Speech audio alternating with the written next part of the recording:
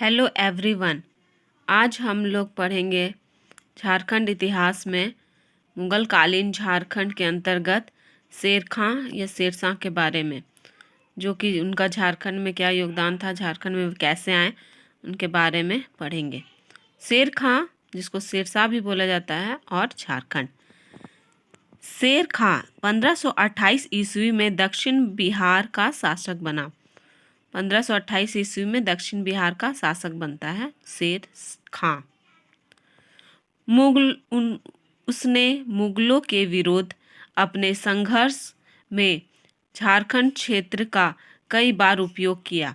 तो 1530 से 1540 ईस्वी में मुगलों का विरोध करने के लिए उसने लड़ाई की, और झारखंड का उस क्षेत्र लड़ाई के दौरान झारखंड क्षेत्र का बहुत ही उपयोग किया।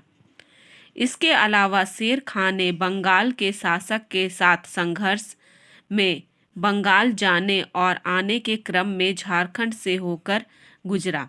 तो इसके अलावा वो बंगाल के जो शासक जो थे उनसे संघर्ष करता है, उनसे लड़ाई करता है 1534 से 1537 ईस्वी में, और इस क्रम में भी आने जाने में झारखंड का बहुत अधिक उपयोग किया। शेर खां बंगाल जाते हुए झारखंड को पार हुआ था। शेर खां बंगाल जाते हुए झारखंड से पार होता था। जब वह स्वयं झारखंड पार कर रहा था, उसका पुत्र जलाल खां तेलियागढ़ी की नाकाबंदी करने में लगा था। जब वो झारखंड से पार होता था तो उसका एक पुत्र था, शेर खां का पुत्र जलाल खां, वो तेलियागढ़ी, जो अभी राजमहल के निकट साहेबगंज जिला में है, नाकाबंदी करने में लगा रहता था। नाकाबंदी मतलब देखने में लगा हुआ रहता था कि कोई और घुस ना जाए लड़ाई करने के लिए। शेर खां बंगाल के शासक से लूटी गई संपदा के साथ राजमहल के पास गंगा पार किया और मुगलों को चकमा देते हुए झारखंड के रास्ते रोहतासगढ़ पहुंचा। तो शेर खां जो भी बंगाल के शासक उसको हरा के उसका संपदा जितना भी था, जितना प्रॉपर्टी था, सबको लूट लेता है, और राजमहल के पास जो गंगा नदी है उसको पार करके मुगलों को चकमा देते हुए झारखंड का रास्ता से रोहतास पहुंच जाता है। रोहतासगढ़ पर शेर खां ने 1538 ईस्वी में अधिकार कर लिया। रोहतासगढ़ पर भी अधिकार कर लेता है 1538 ईस्वी में। झारखंड में मुसलमानों के प्रवेश का मार्ग प्रशस्त करने वाला शेर खां ही था। तो झारखंड में मुसलमानों का प्रवेश का मार्ग प्रशस्त करने वाला कौन था? शेर खां। 1538 ईस्वी में शेर खां ने अपनी सेनापति खवास खां को झारखंड के पलामू क्षेत्र के चेरो शासक महारथ चेरो पर आक्रमण कर उसका दमन करने के लिए भेजा। तो क्या होता है, सेनापति खवास खां को झारखंड के पलामू क्षेत्र के चेरो शासक जो महारथ चेरो थे उस पर आक्रमण करने के लिए भेज देते हैं। महारथ चेरो अपने सहयोगियों के साथ लूटपाट किया करता था। क्या करता था महारथ चेरो? अपने दोस्तों के साथ मिलके लूटपाट किया करता था। महारथ चेरो की लूटपाट के कारण यात्रियों के लिए बंगाल आना जाना मुश्किल हो गया था। लूटपाट करता था तो बंगाल के जो यात्री थे वहाँ से आना जाना उनका बहुत ही मुश्किल हो गया था।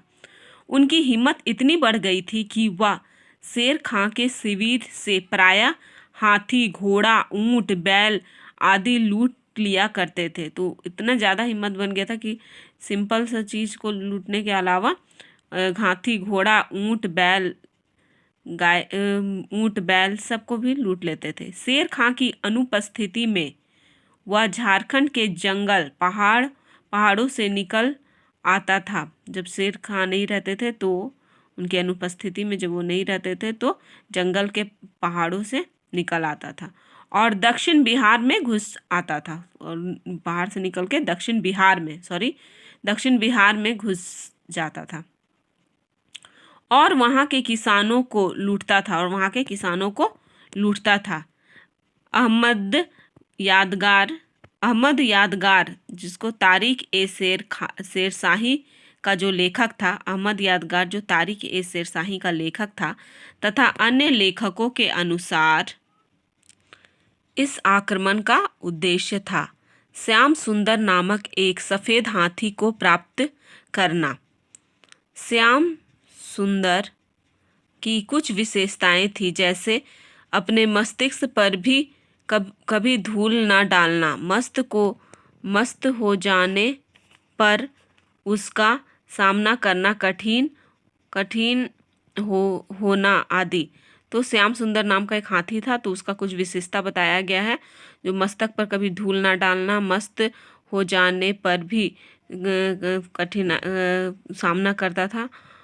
शेर खां के सेनापति खवास खां, जो 4000 घुड़सवारों के साथ रोहतास से रवाना हुआ, सोन नदी पार किया और एक अत्यंत दुर्गम घाटी से गुजरा। तो शेर खां का जो सेनापति था खवास खां, वो 4000 घुड़सवारों के साथ रोहतास से रवाना हुआ और सोन नदी को पार किया और एक अत्यंत दुर्गम घाटी से गुजरा। अंततः खवास खां और दरिया खां ने महारथ चेरों को घेर लिया और उसे आत्मसमर्पण करने के लिए मजबूर किया। लूट के अन्य सामानों के साथ श्याम सुंदर हाथी को पाकर शेर खां अति प्रसन्न हुआ। जो श्याम सुंदर हाथी था उसको पाकर शेर खां बहुत ही प्रसन्न होता है। उसने इसे मुगलों की गद्दी को हासिल करने का शुभ लक्षण माना। तो वो मुगलों की गद्दी को हासिल करना चाहता था, तो इसका वो शुभ लक्षण माना। चौसा का युद्ध, जो 26 जून 1539 ईस्वी को हुआ था। चौसा का युद्ध कब हुआ था, बहुत इंपॉर्टेंट है, 26 जून 1939 में शेर खां ने मुगल बादशाह हुमायूं को पराजित कर दिया। तो उसमें मुगल बादशाह हुमायूं को पराजित कर देता है।